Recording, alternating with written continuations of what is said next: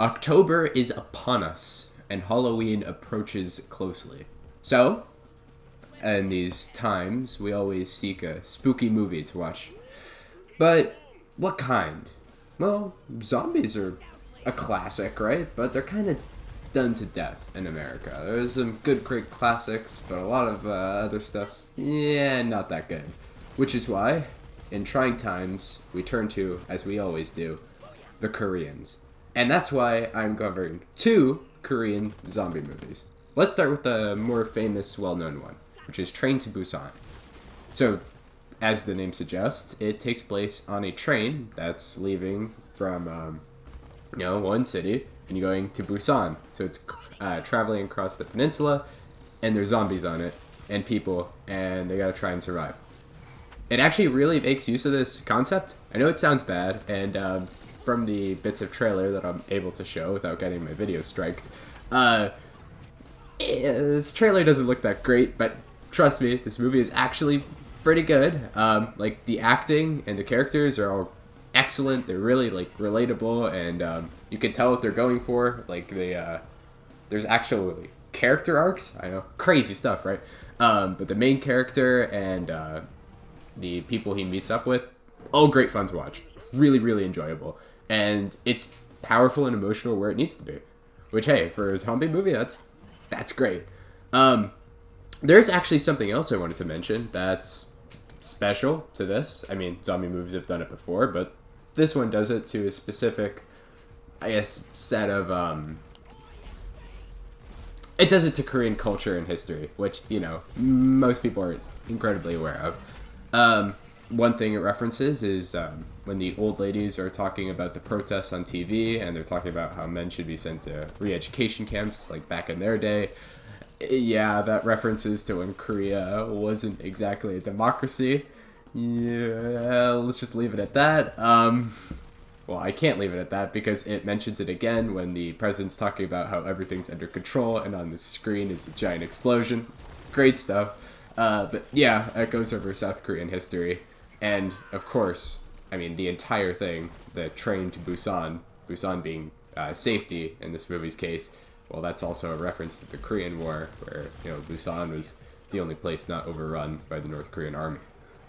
So, there's a lot of references like that, which, hey, when they're done well, like in this movie, where they're done pretty great, then it adds a lot to talk about, which, that's always great.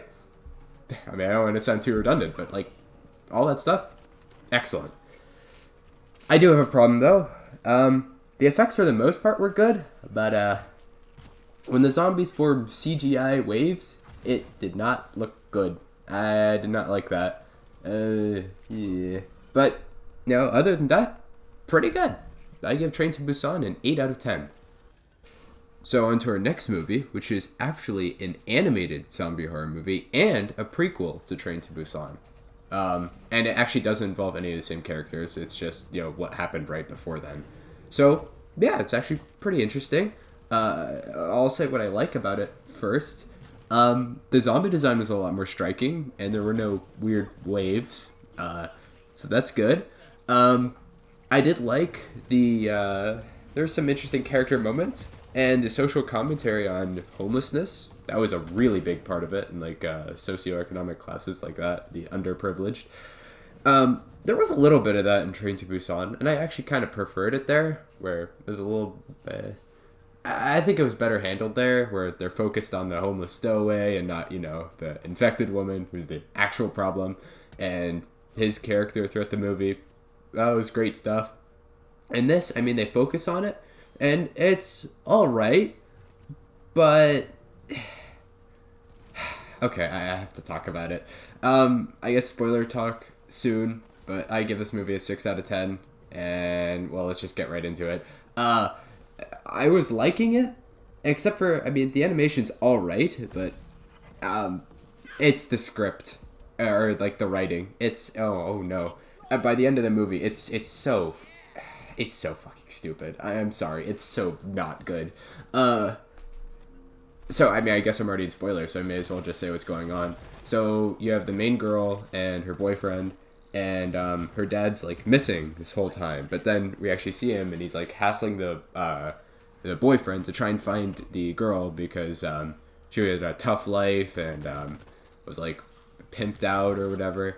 And the dad was finally coming to rescue her, but then zombies. So now they have to try and fight their way to get her back after they had broken up over him being a little bit of a dick, the boyfriend that is. So they're on this adventure to get her back, and she's trying to get with them, or get back to them, meet up with them. My bad.